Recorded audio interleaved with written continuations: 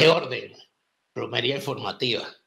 La gente de producción está asombrada porque ellos tenían una apuesta. La gente de producción, la gente de producción pensaba que iba a ser el programa desnudo.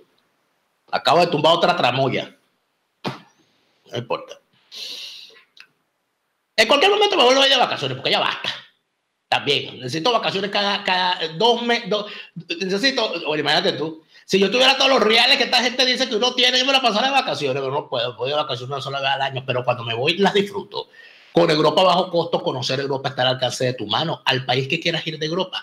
La gente de Europa bajo costo te hace la ruta que tú quieres, a donde quieres ir. Quiero ir a esquiar, es con ellos. Quiero ir al Oktoberfest, es con ellos. Quiero ir al Camino de Santiago, es con ellos. Ah, no, yo quiero ir a los estadios, a ver juegos de fútbol, es con ellos. Europa bajo costo te permite conocer Europa como tú lo quieres hacer. Bueno, bonito y barato. Inclusive, planificas tus vacaciones con antelación y la pagas en cómodas cuotas sin intereses. Vas a pedir. ¿Qué más vas a pedir? Conocer Europa con Europa bajo costo. Vamos a hablar a continuación con mi querido amigo Alex Boyd, quien nos va a echar un cuento bien interesante de todos los montajes que él ha tenido que tumbar todos estos años. Y llegamos a la conclusión. A lo único que la gente a los politiqueros, a los criminales de la sociedad de cómplices de la política venezolana le tienen miedo, como el vampiro a la cruz, es a la verdad. Y cuando uno tiene la verdad en la mano, como dice el dicho, con la verdad ni ofendo ni temo. Pero claro, ellos se ofenden y ellos temen. Por eso es que lo que le queda es hacer montaje para desacreditar a las personas que dicen la verdad, o que por lo menos no tenemos miedo a decir lo que pensamos, porque no creemos en presiones ni somos asalariados de nadie. A continuación, mi conversación más temprano con el periodista venezolano radicado en Londres, experto en la sociedad de cómplices de la corrupción concomitante, estructurada en Venezuela, Alex Boyd. No se lo pierdan. Bien, amigas y amigos, tal como les había indicado en el segmento anterior, se encuentra hoy con nosotros Alex Boyd. Alex Boyd, periodista venezolano radicado en Londres, al cual ustedes conocen muy bien, porque ha estado, creo que es la persona que más tiempo y de forma más sostenida y con mayor difusión ha estado denunciando los intríngulis de las asociaciones mafiosas, de la construcción de esa sociedad mafiosa en la que se ha constituido la política venezolana. Alex, bienvenido a Fuera de Orden otra vez. Muchas gracias, Daniel, y como siempre encantado de estar conversando contigo y de poder ventilar estos temas. Alex, ayer tuvimos un intercambio a través del Twitter, precisamente, sí. Con motivo de esta cuestión, de la cual hablé en el primer segmento, de estos ataques de los cuales yo no tengo por qué defenderme, porque yo tuviese que defenderme, y eso es lo que yo siempre digo a la gente. Uno tiene que defenderse cuando uno ha cometido un delito o una falta. Sí. Pero cuando hay un montaje, uno no tiene que defenderse. Uno lo que tiene que hacer es tumbarlo, dilucidar y exponer, que es lo importante, exponer el porqué. Tú con todo este doctorado y postdoctorado que tienes en ataques y en montajes, ¿podría decirnos cómo es esa cantidad de cosas que te han hecho a lo largo de todos estos años también? Bueno, mira, a mí lo que me dio fue mucha risa, ¿no? Porque yo sinceramente estaba un poquito desconectado, sigo todavía tratando de lidiar con el asunto de Twitter y de que me hayan suspendido la cuenta y que no me quieren dar la data y todo eso, ¿no? Pero entonces, ayer cuando veo, alguien puso en mi timeline que bueno, que te habían montado a ti un archivo también, ¿no? Y yo dije, wow, pero yo esta historia me la conozco, pero como dices tú hace un rato, yo tengo un posgrado de esto, ¿no? Entonces me dio mucha risa que básicamente te hayan hecho la misma acusación que me han hecho a mí en reiteradas oportunidades, ¿no? Que tú sabes, estás supuestamente, aun cuando no estás presente en un país, tú eres el responsable de supuestos abusos cometidos en contra de personas de niños, pues de menores de edad, ¿no? Y te lo juro que lo que hice fue reírme, ¿no? Porque yo dije, pero ¿cuán previsibles son estos tipos? que cada quien que denuncia, como has hecho tú, como he hecho yo, como han hecho otros, algunas cosas que la sociedad de cómplices no quiere que se sepan, entonces por ahí viene, tú sabes, el archivo de que tú eres pedófilo, de que tú eres narcotraficante, de que tú eres esto, de que tú eres lo otro y lo demás allá. Lo cómico de todo esto es que nunca se demuestra en ninguna parte esos delitos que supuestamente uno comete. Primero porque no se pueden demostrar, o sea, retomando tu punto de que uno no debe responder a las acusaciones que no tienen ningún fundamento. Yo estoy completamente de acuerdo contigo, más aún cuando son imposibles de sustentar. Es decir, como tú me comentabas ayer, tú te fuiste a Alemania en noviembre del 2017, esto sucede en septiembre del 2018, tú no estabas ni siquiera en Venezuela en septiembre del 2018. A mí me hicieron una igualita, yo vivía en un lugar en España, viví 3 meses alquilado en ese lugar, luego me fui y años después los tipos me inventaron un archivo igualito al tuyo donde yo supuestamente había abusado de una menor de edad en aquel edificio donde yo no tenía ya, no volví a visitar más nunca, es decir, más nunca ni siquiera volví a aparecerme por ese sitio. Entonces, como ponía yo ayer en el hilo ese, tenemos la facultad de la omnipresencia, ¿no? Tú y yo. Podemos estar en todos los sitios todo el tiempo. Y podemos estar en todos los sitios todo el tiempo porque somos como Chávez, ¿no? Chávez, Chávez Bueno, los... como Chávez no, porque No, yo le oye. repito, Chávez se murió, ese no vuelve. Pero espérate, déjame terminar. Somos como Chávez en el sentido que Chávez los tiene locos, ¿no? Los tipos nos ven por todos lados. Nos ven por todos lados, nos oyen por todos lados, ven cómo nos pagan por todos lados, ven cómo abusamos gente, cómo extorsionamos gente, cómo hacemos narcotráfico, cómo hacemos todo, por todos lados. No, y aparte de eso hay otra cosa muy importante, que debemos ser los delincuentes que disfrutan de mayor impunidad en la historia del delito universal. Espera. Entonces ahí voy a agregar este otro pedacito. Venezuela tiene un criminal que se ganó a punta de trabajo, digámoslo por decirlo de alguna manera, fama y reconocimiento internacional. Ese era el Chacal. El tipo agarró y secuestró a una gente en Viena y puso bomba, mató a un tipo aquí en Londres. Bueno, el tipo era una estrella en el mundo del terrorismo internacional. Bueno, nosotros debemos estar más o menos entrando en esa liga, ¿no? Porque si tú te pones a ver la variedad y lo multifacético que son los crímenes y la lista de crímenes que se nos atribuye, bueno, tú empezaste con dos, que es la pedofilia y el abuso de drogas, ¿no? Supuestamente estabas drogado. Bueno, yo tengo esos dos, pero además tengo extorsión, robo de vehículos, narcotráfico, construyo submarinos, reviví a mi mamá y la puse tú sabes, a mandar mulas con cocaína para todos sitios. Es decir, yo debo ser después del Chacal, estoy yo.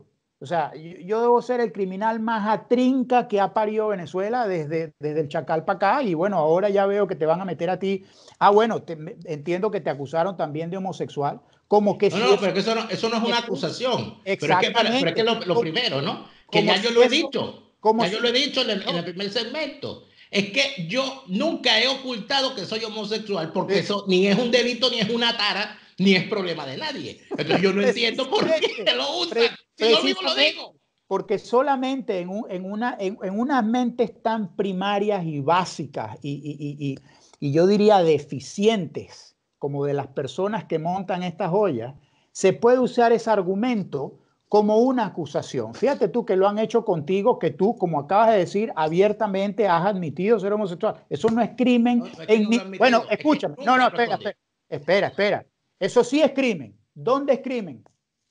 En Caracas es crimen, a lo mejor, como le dijo Felipe Mujica al Gustavo Arroyo ayer, es que tú eres homosexual. Eso a lo mejor allá en Caracas, en la asamblea y en los pactos esos de los chavistas, a lo mejor ahí eso es crimen. En Irán es un crimen. En Irán es un crimen. En Cuba es un crimen. En Cuba, tú sabes, la conducta impropia, mandaban a los tipos para allá, para los campos de concentración, claro. Y todas esas cosas. Entonces, uno tiene que ver de dónde sale, de dónde salen los ataques de estos tipos.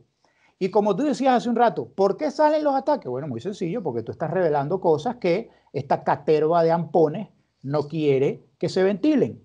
Y como tienes una audiencia y tu audiencia está aumentando y cada vez te oyen más y te ven más y tal, entonces los tipos están realmente desesperados. por silenciarte, por asesinarte virtualmente. Ellos lo que buscan es anular tu credibilidad en el ambiente en el que tú te desenvuelves, que es el ambiente periodístico. Entonces, ¿qué mejor que decir? Ah, no, pero es que Daniel Faría abusó a un muchacho y además es homosexual. Bueno, imposible haber abusado al muchacho porque no estabas en el país y no te estás dedicando a esas cosas. Y segundo, sí, eres homosexual. ¿Cuál es el problema? Eso no es delito en ninguna parte del mundo. Pero entonces, que usen ese argumento es lo que te da a entender en qué nivel se encuentra el debate político en Venezuela. Bueno, porque, y entonces vamos a lo otro, ¿no? Que yo creo algo que normalmente uno, uno lo dice, pero a veces no lo internaliza. El chavismo proyecta en sus aparatos de propaganda, que les molesta muchísimo que yo diga que Venezolana Televisión no es un aparato de propaganda, pero lo es. Ese es el aparato de propaganda del régimen criminal de Venezuela. Por supuesto. El aparato de propaganda normalmente proyecta en otros los delitos que ellos cometen. Entonces son capaces de decir a cualquiera que solicite que haya una acción internacional para ponerle fin a una concurrencia de delitos transnacionales que tienen base de operaciones en Venezuela. Entonces te acusan de traidor a la patria. Pero ellos que han permitido que Venezuela se convierta en que tenga el camino libre, las mafias castristas, rusas, iraníes y toda cuanta mafia aparece por el mundo, colombianas, etcétera, ellos entonces, que son unos traidores a la patria, acusan de traidores a la patria a los demás. Acusan a los demás de drogadictos, acusan a los demás de narcotraficantes, acusan a los demás de cuanta barbaridad ellos mismos cometen. Entonces, donde uno ve, cuando uno intenta ver el panorama completo, uno se da cuenta de que en efecto el terreno de la confrontación con argumentos hace muchísimo tiempo que el chavismo dejó de transitarlo, si es que alguna vez lo transitó. No, porque si una persona dice con pruebas que Rafael Ramírez es un ladrón, tú no me puedes contestar a mí para llevarle a contar ese argumento diciéndome que tú eres homosexual, porque no tiene una vez con la otra. O sea, yo te estoy diciendo que el tipo es un ladrón. O sea, tú en todo caso tienes que decirme, mira, sí, no lo es por esto, por esto, por esto. No, mira, y debo hacer una acotación ahí, porque tú hiciste un punto importante, que es el de traición a la patria. Evidentemente, ni tú ni yo pertenecemos a esa patria chavista. La realidad es que esa patria a la que nosotros supuestamente hemos traicionado existe solamente en las mentes de esos que nos ven en todos lados haciendo toda esa cantidad de crímenes que de paso nunca se pueden demostrar. Es decir, esa es la patria chavista en donde no hay hambre, en donde no hay corrupción, en donde no hay problemas, en el que todos estamos gorditos y rozagantes, en la que no se violan los derechos humanos. Es decir, esa patria tiene otras patrias similares, que es la patria rusa, la patria china, la patria cubana. Es decir, ellos viven en una realidad paralela que no tiene absolutamente nada que ver con la realidad que vivimos tú y yo y el resto de los, tú sabes, ciudadanos de a pie que se oponen al chavismo y a la oposición y a todos los que están metidos en los guises de complicidad y de corrupción en Venezuela. Entonces, cuando ellos te llaman traidor a ti, como decías hace un rato, de esa patria, mira, yo no soy miembro de esa patria. Por tanto, yo no puedo ser traidor a esa patria. Es muy simple.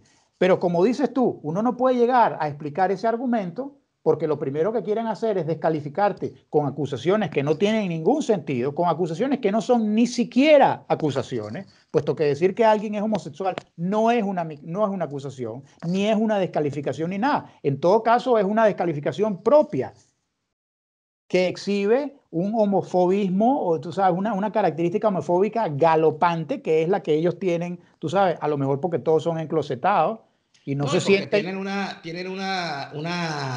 Quedan en evidencia cada vez que hacen estas acciones.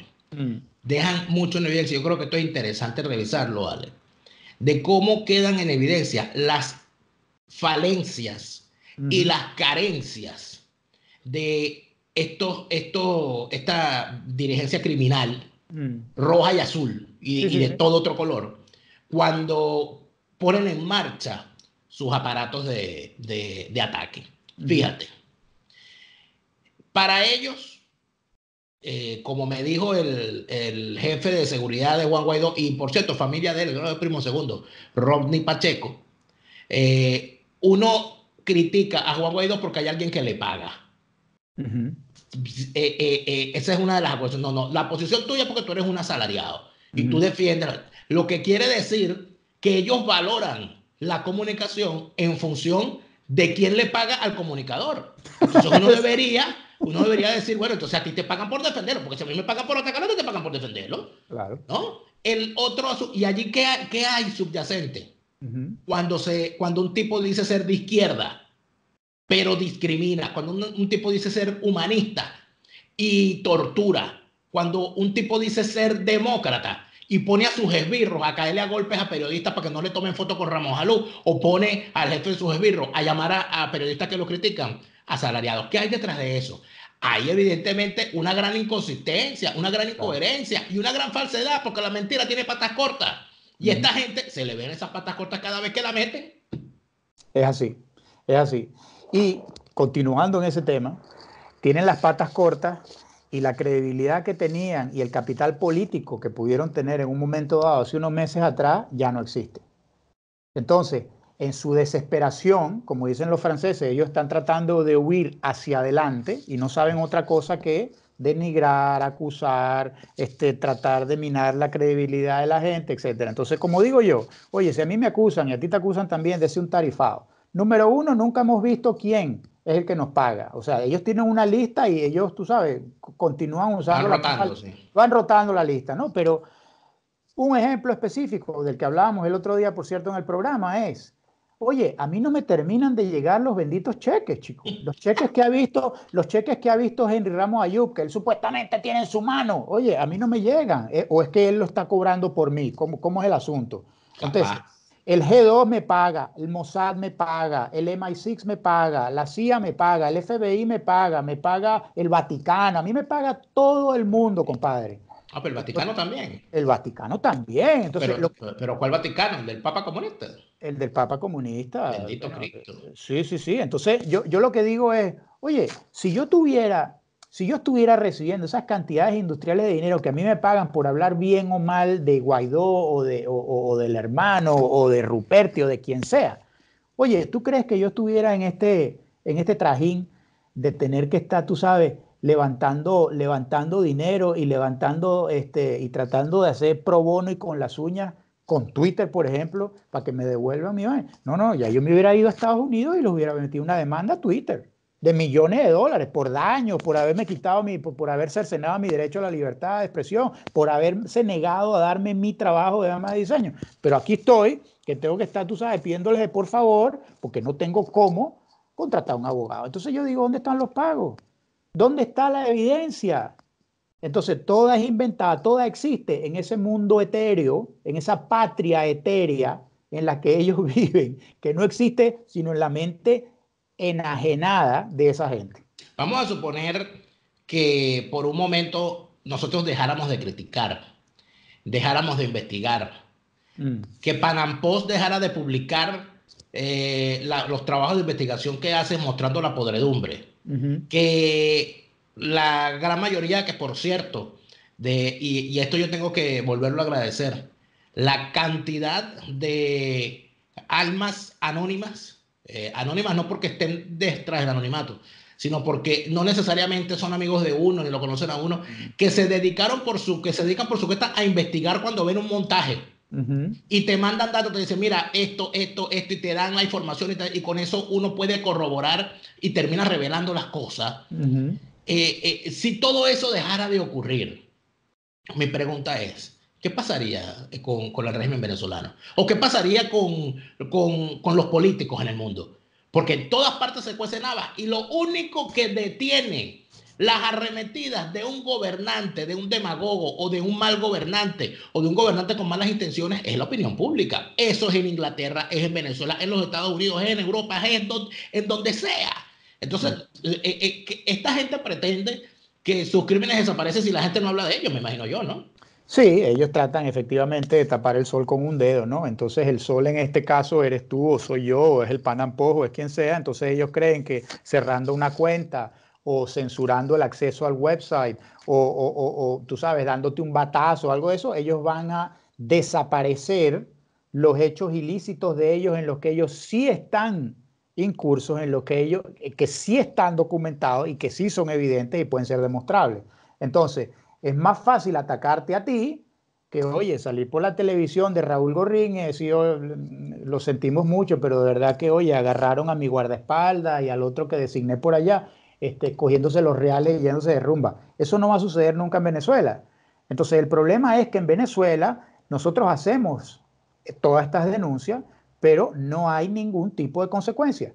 En Alemania hay consecuencias, en el Reino Unido hay consecuencias, en Europa, en muchos de los países hay consecuencias, en Estados Unidos también, en Canadá, es decir, en el mundo desarrollado generalmente hay algún tipo de consecuencia, sea una resignación, sea una remoción, sea lo que sea. Aquí en Venezuela no. En Venezuela los tipos lo agarran con las manos en la masa y nadie hace nada.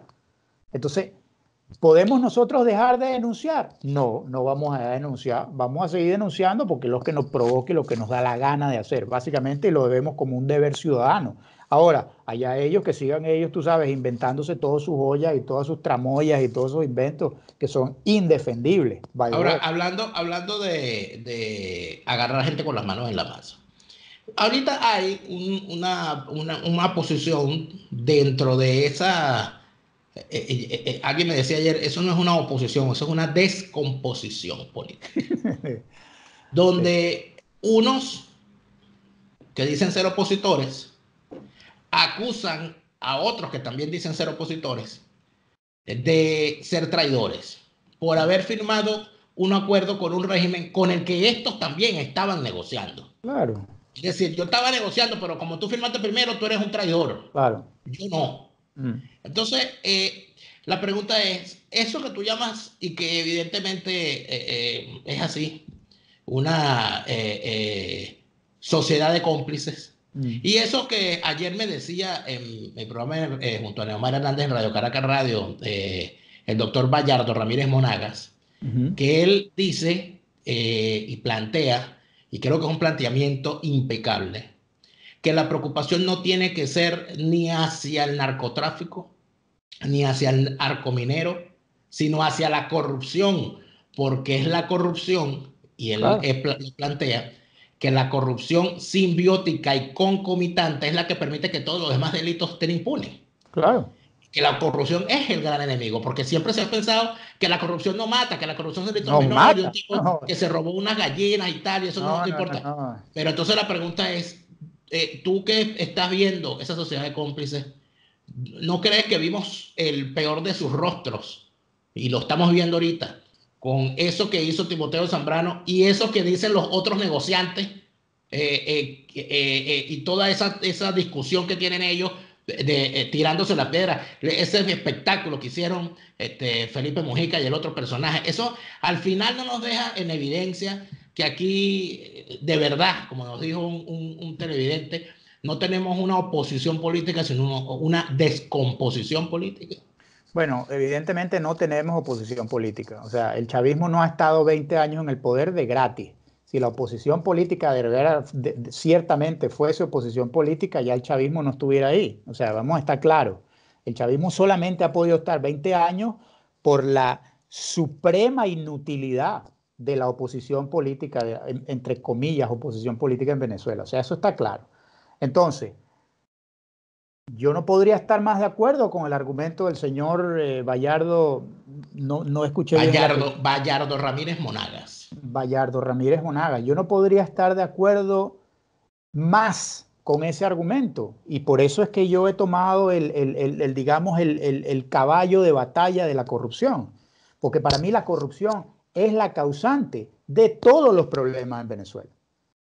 La corrupción moral, la corrupción política, la corrupción financiera, la corrupción militar, la corrupción en la sociedad, el amiguismo, eso es lo que nos ha empujado hasta donde estamos en este momento. Entonces, a los que digan, es que la corrupción no tiene dolientes, mira, yo te puedo decir los 4 millones que han tenido que irse de a pie y en avión y en bicicleta y como sea. ¿Por qué te crees tú que esa gente se va de Venezuela? Porque es que a ellos no les gusta el panorama político en Venezuela. No, mi pana, se van porque no tienen con qué comer. ¿Y por qué no tienen con qué comer? Porque se robaron todo el dinero. ¿Y por qué se robaron todo el dinero? Bueno, porque tenían una fiscalía en manos de la ampona Luis Ortega Díaz, que durante años estuvo haciéndose de la vista gorda de todo lo que estaba sucediendo ahí. Tenés un congreso y una asamblea que jamás en la vida ha llamado a ninguno a capítulo a rendir cuentas de por qué se están gastando los dineros como se están gastando.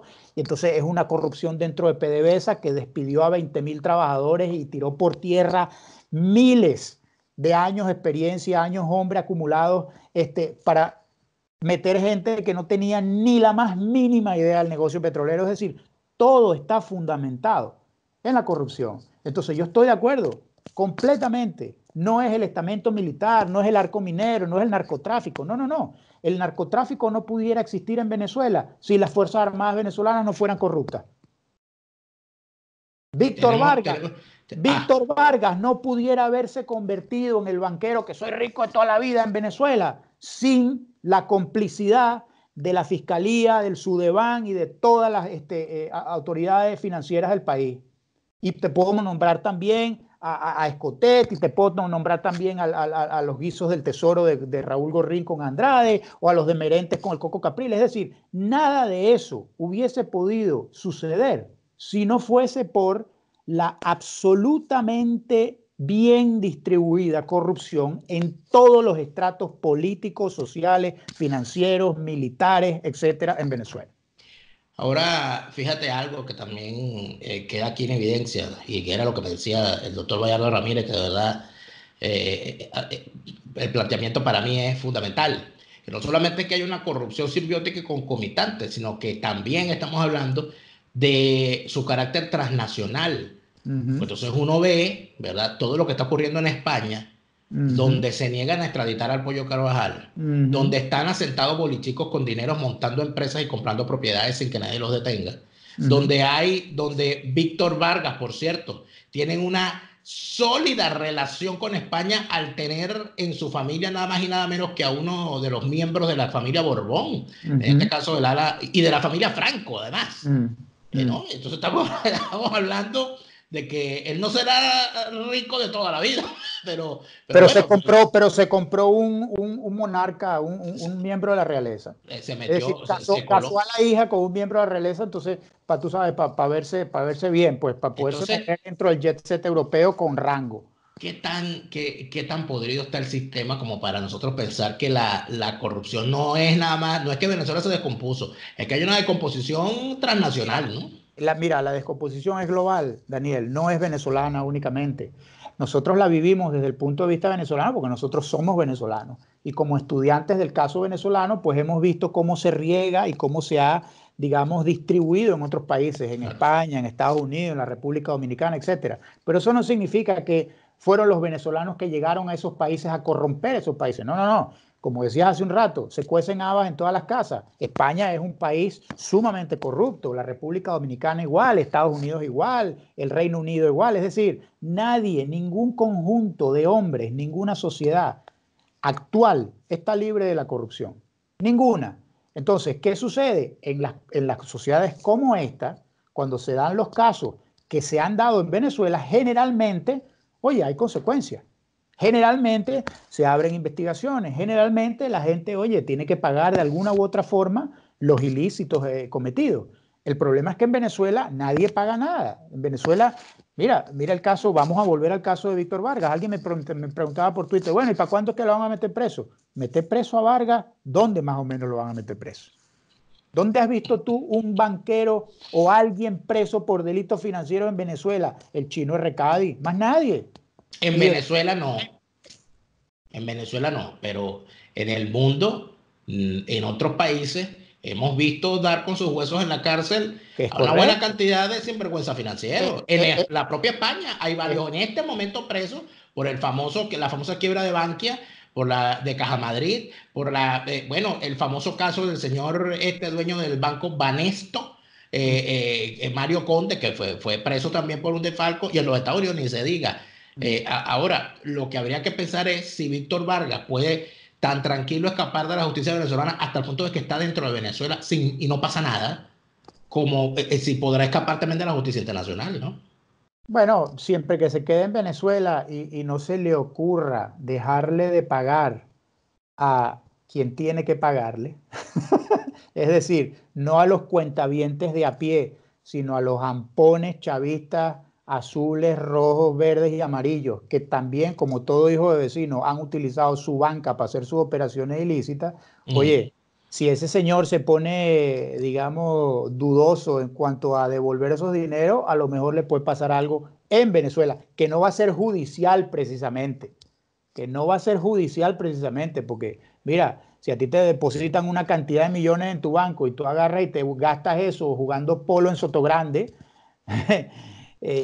yo no sé, tú sabes, yo no sé si la gente que hace negocios en Venezuela y que tienen muchísimos bolívares y muchísimos dólares que pueden depositar en bancos, están muy dispuestos a decir, bueno, tranquilo, Víctor, te gastaste la plata, no hay problema. Y yo no creo que ese sea el caso. Es así. Alex, te agradezco muchísimo esta conversación y por supuesto, bueno, es tu segunda vez en Fuera de Orden. Estoy seguro de que en cualquier momento regresa, como no podrá hacerlo Chávez porque se murió. Exacto. Exacto. Hasta luego, Alex, muchas gracias. Bueno, muchas gracias a ti, Daniel. Y Chao. a todos ustedes, amigos, muchas gracias por habernos acompañado en otro episodio y por supuesto nos encontramos en la próxima oportunidad.